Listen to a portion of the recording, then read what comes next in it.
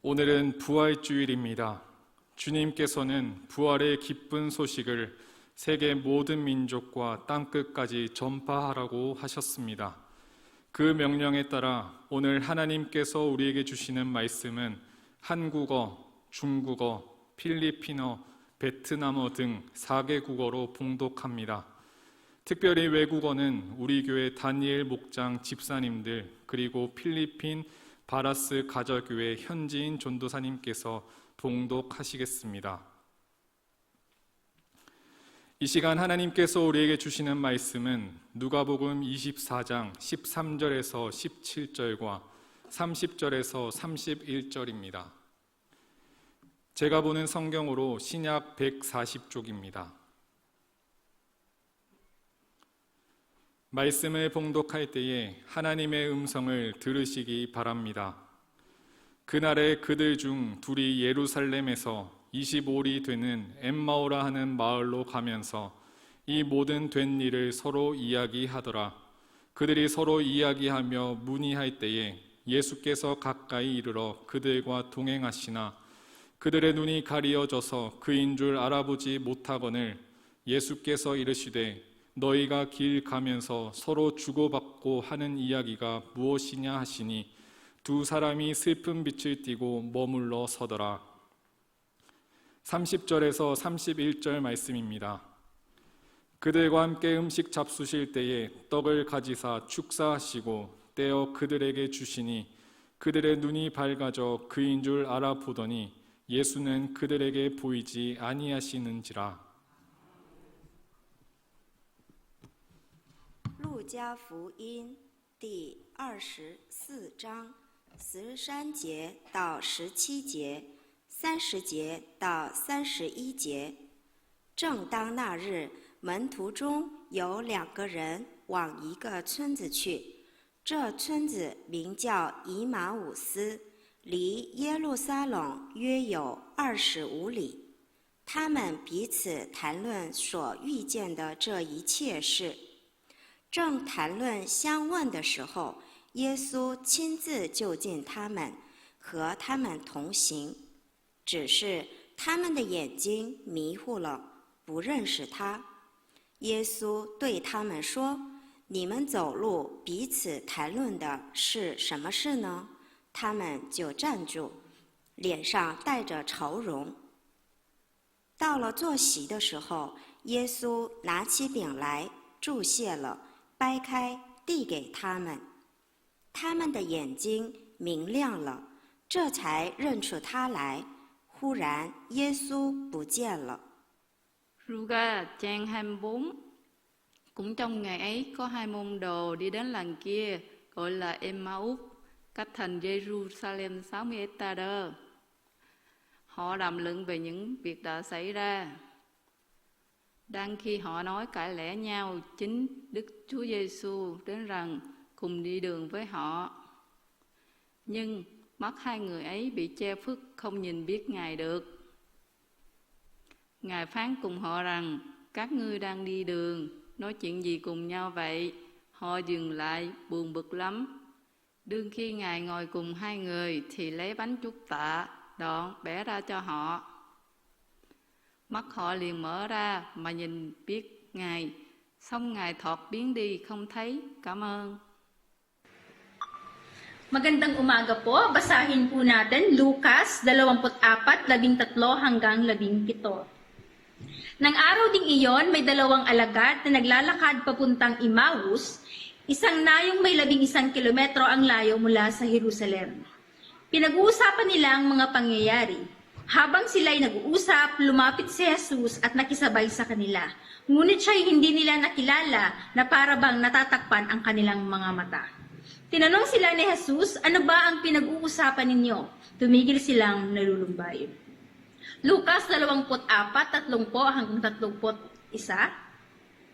Nang siya'y kasalo na nila sa pagkain, dumampot siya ng tinapay at nagpasalamat sa Diyos. Pagkatapos, pinagpira-piraso iyon at binigay sa kanila.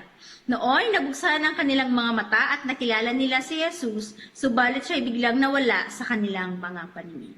Amen?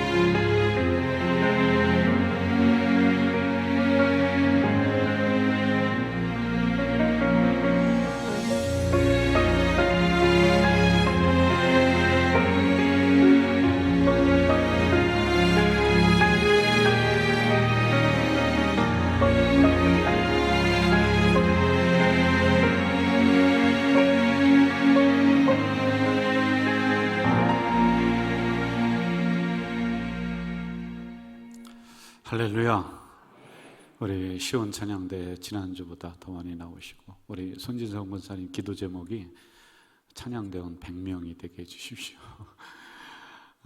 너무 감사합니다. 다윗은 전쟁에 나갈 때 찬양대가 없으면 안 나갔어요. 그리고 예배를 다 시작할 때 찬양대원을 모아서 가운을 입히고 그리고 나서 예배를 다 시작했습니다. 정말 감사합니다. 우리 시온 찬양대 위에서 격려 박수 한번 하겠습니다. 고맙습니다. 감사합니다.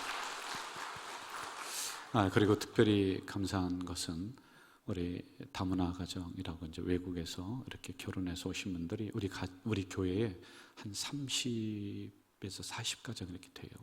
근데 그분들을 하나의 목장으로 구성을 해서 우리가 돌보고 같이 신앙생활을 하고 나가고 있거든요. 오늘 말씀을 그렇게 각 나라별로 읽어주시니까 참 의미가 있고 또 뜻이 깊다. 참 감사합니다. 어제는 교회 대청소를 했는데 많은 분들이 나왔어요. 그런데 담임 목사가 이렇게 보면서 교회가 조금씩 활성화가 되고 또 살아나고 있구나, 이걸 많이 느끼게 되었습니다. 참 고맙고 감사합니다. 여러분, 부활주일에 초대교회는 이렇게 서로 인사를 했습니다. 예수님이 살아나셨습니다. 그러면은 옆에 있는 분들이 있다가 예수님이 살아나셨습니다. 같이 그 이야기를 서로 주고받으면서 서로 인사를 했다고 합니다. 옆에 있는 분과 인사하겠습니다. 시작. 예수님이. 근데 말은 살아났다고 하는데 여러분들의 표정은 영 살아난 게 아닌 것 같아요. 부활주일 설교와 성탄절 설교는 짧으면 짧을수록 좋다. 이제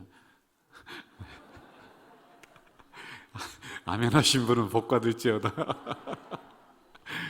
이제 저희들에게 가르쳐준 선생님들이 그렇게 얘기를 해주셨어요. 왜냐하면 사실이기 때문에 그렇다라고 하는 거예요. 부활은 오늘 여기에서 우리가 경험해야 될 현실적인 사건이에요. 과거의 사건이 아니라 지금 여기에서 일어나고 있는 사건이다 라고 하는 거예요. 그동안 우리는 부활주일 기념 예배는 잘 드렸습니다. 그런데 우리가 어떻게 살아가야 되는가? 부활의 성도로서 우리가 어떻게 이 험한 세상을 이기며 살아가야 될 것인가에 대한 부분은 초점을 맞추지를 못했습니다. 그러므로 우리는 부활을 더 이상 기념만 해서는 안 돼요. 예수님이 죽으신 것은 한 번이시고 살아나신 것은 역사적으로 한 번입니다. 그런데 그것보다 더 중요한 것은 오늘 이 시간에 여러분들이 죽음을 넘어서서, 고난을 넘어서서, 무덤을 넘어서서 부활로 어떻게 내 현장에서 살아가고 있느냐. 오늘 본문 13절, 14절을 보도록 합니다. 그날에 그들 중 둘이 예루살렘에서 25리 되는 엠마오라 하는 마을로 가면서 이 모든 된 일을 서로 이야기했다. 예수님의 죽으심과 부활의 사건은 예루살렘이라고 하는 성 안에서 일어났습니다. 그런데 두 명의 제자가 이 부활의 현장을 떠나서 엠마오라고 하는 곳으로 내려가고 있습니다. 그 거리가 11km 정도 됩니다. 여기 나오는 두 명의 제자에 대해서 좀 상세하게 봅시다. 22절과 24절까지 봅니다. 또한 우리 중에 어떤 여자들이 우리로 놀라게 하였으니 이는 그들이 새벽에 무덤에 갔다가 그의 시체는 보지 못하고 와서 그가 살아나셨다 하는 천사들의 나타남을 보았다 함이라. 또 우리와 함께 한 자 중에 두어 사람이 무덤에 가 과연 여자들이 말한 바와 같음을 보았으나 예수는 보지 못하였느니라 하거늘 이렇게 말합니다. 두 가지를 요약이 됩니다. 여자들이 예수님의 무덤에 찾아갑니다. 오늘 새벽에 찾아가요. 그런데 무덤이 비었어요. 예수님이 살아나셨구나. 이 소식을 가지고 와서 두 명의 이름 없는 제자들에게 전했는데 이걸 전해 들었다라고 하는 거예요. 이게 1차 증언입니다. 이것을 듣고 빌립과 요한이라고 하는 예수님의 제자가 가봅니다. 그곳을 가서 보니까 진짜네 라고 하면서 또 두 명의 제자들에게 2차 증언을 해요. 진짜 예수님이 살아나셨어. 이렇게 이야기를 했다라고 하는 겁니다. 성경학자들은 이름 없는 두 명의 제자가 왜 엠마오로 내려갔느냐, 아마 그곳은 고향일 것이다. 그리고 생업, 먹고 살기 위한 생업이 있는 곳일 것이다 라고 이야기하는데 그것은 그렇게 중요하지가 않습니다. 정황상 2명의 제자들은 12명 제자의 명단에는 들어가지 못했지만 중요하니까 성경에 기록을 해놨습니다.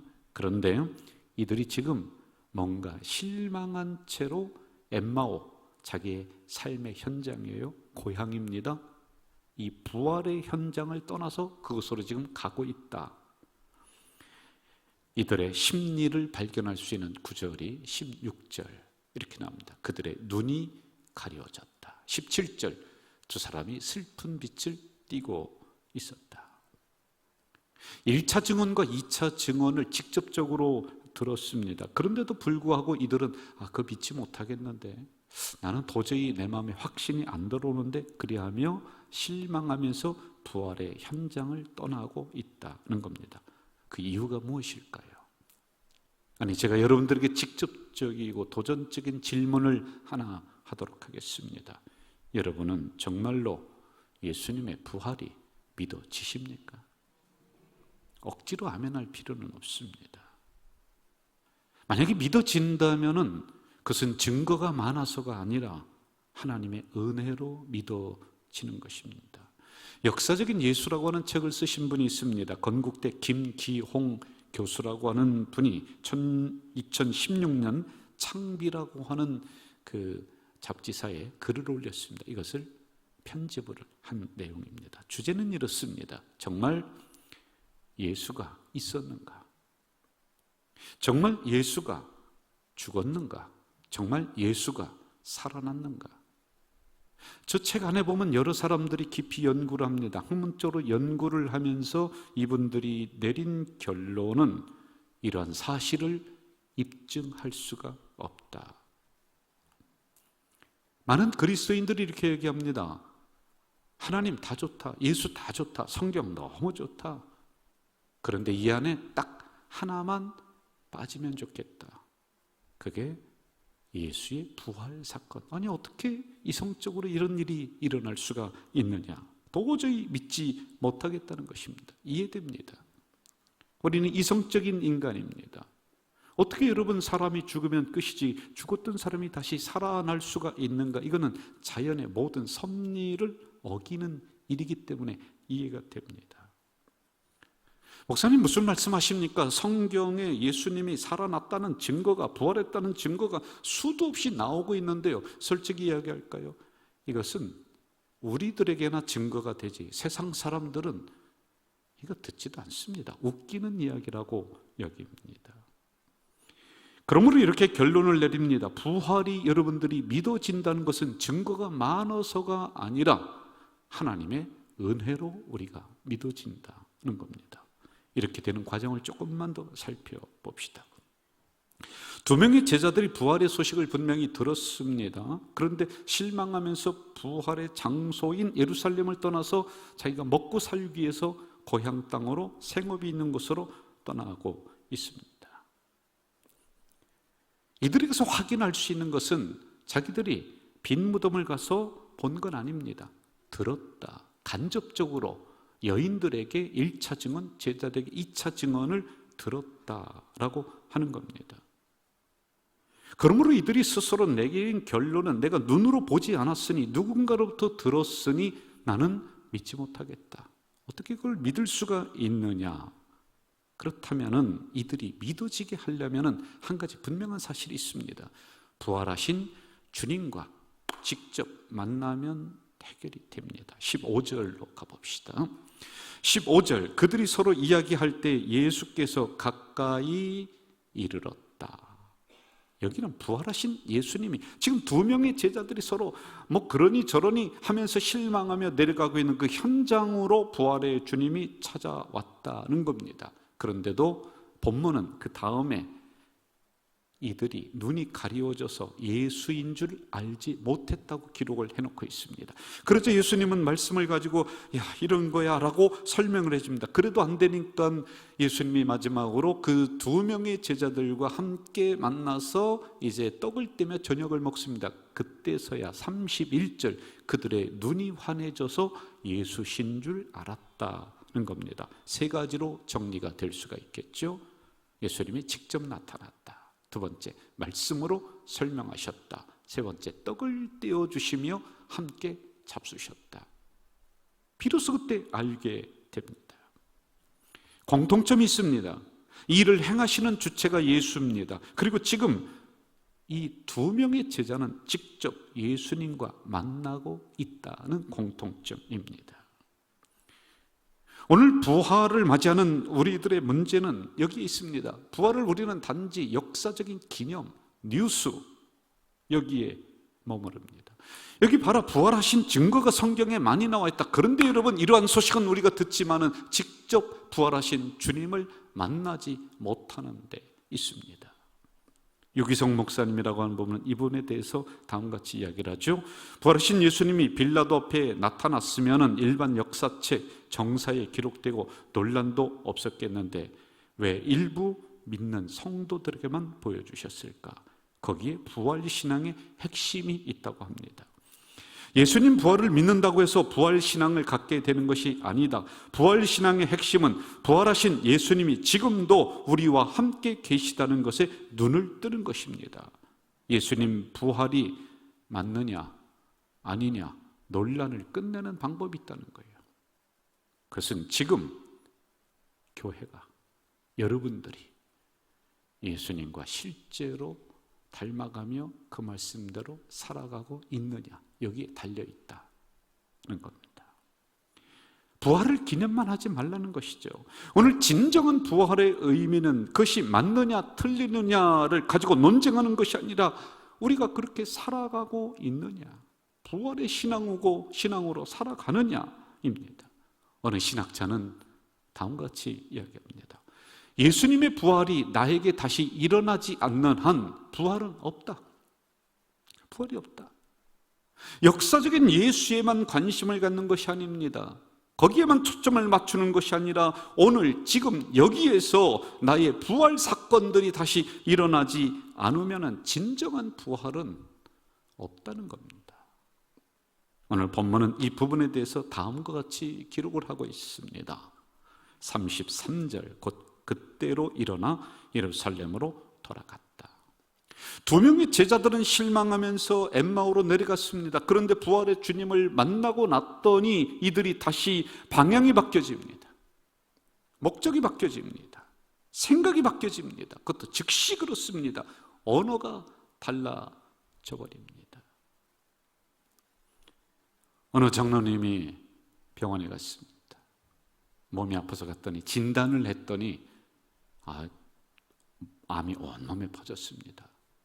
얼마나 살 수 있습니까? 5개월 살 수 있습니다.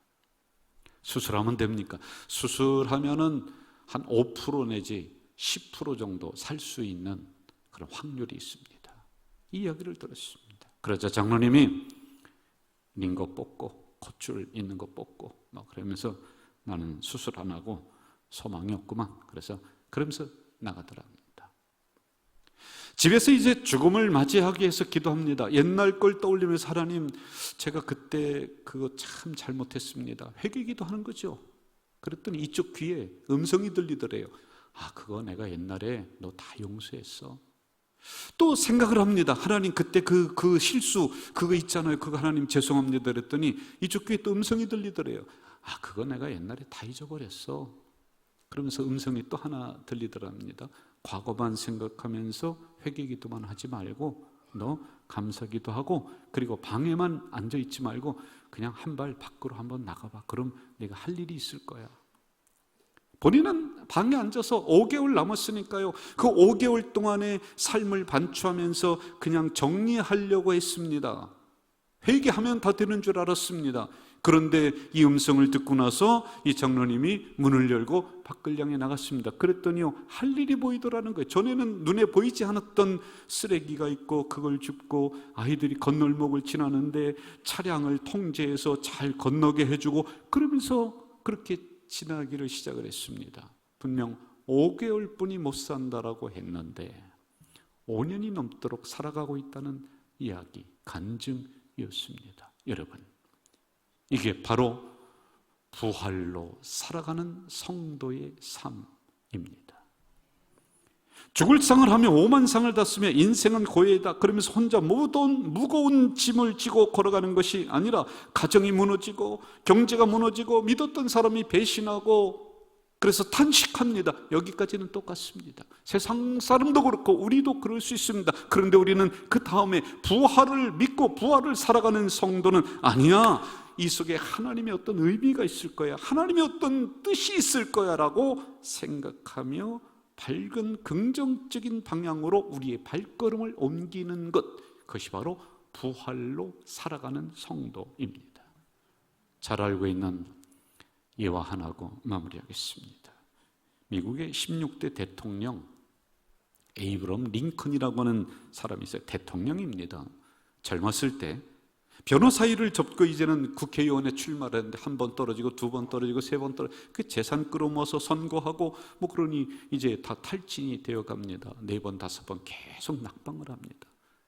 나중에는 꾀죄죄한 모습으로 가정에서 나오지도 않고 우울증 걸리고, 그래서 친구들이 이렇게 얘기를 했답니다. 야, 저 링컨 자살할지도 몰라, 자살할지도 몰라, 저 돌봐줘야 된다. 본인도 그러려고 이제 다 가둬놓고, 왜? 다 안 되니까요, 다 힘드니까요. 그때의 심정을 이렇게 기록을 했습니다. 나는 지금 이 세상에서 가장 비참한 인생을 살고 있다. 나는 재기할 수 없을 것만 같은 심정이다. 나의 인생은 막다른 골목이요, 나의 인생은 끝났다. 그러던 중에 마지막으로 내가 성경 한번 읽어보자, 기독교 집안이니까 그럴 수 있죠. 그러다가 부활의 장면이 기록된 성경이 눈에 쏙 들어옵니다. 그는 이렇게 말합니다. 나는 성경을 읽고 그 속에서 죽음에서 부활하신 예수님을 만났다. 그리고는 그는 문을 박차고 나옵니다. 그리고는 목욕을 하고 이발을 하고 맛있는 걸 사 먹고 다시 힘을 얻으면서 이렇게 외쳤다고 합니다. 오늘 떨어졌어도 내일 다시 할 수 있다. 부활의 주님이 나를 도우실 것이다. 이것이 바로 부활로 살아가는 성도들의 발걸음이고 삶이란 말입니다. 결론을 맺습니다. 2022년 부활주일, 세상을 변화시킨 기독교의 역동성은 바로 부활에 있습니다. 그 부활의 주님이 나의 주님이십니다. 그렇다면 여러분이 들어간 자리에는 위기가 기회로 변화될 줄 믿습니다. 닫혔던 무덤이 열려질 줄 믿습니다. 어둠이 물러갈 줄 믿습니다. 사단 세력이 물러갈 줄 믿습니다. 이러한 자신감을 가지고 여러분의 삶의 현장에서 부활로 살아가시길 주의 이름으로 축원합니다. 기도하겠습니다. 전능하신 아버지 하나님, 사망 권세 물러가고 우리를 묶어놨던 결박들이 끊어지는 그 역사, 그리하며 부활의 삶으로, 부활의 사람으로 나의 현장에서 그렇게 살아갈 수 있도록 인도해 주시옵소서. 예수님의 이름으로 기도하옵나이다. 아멘.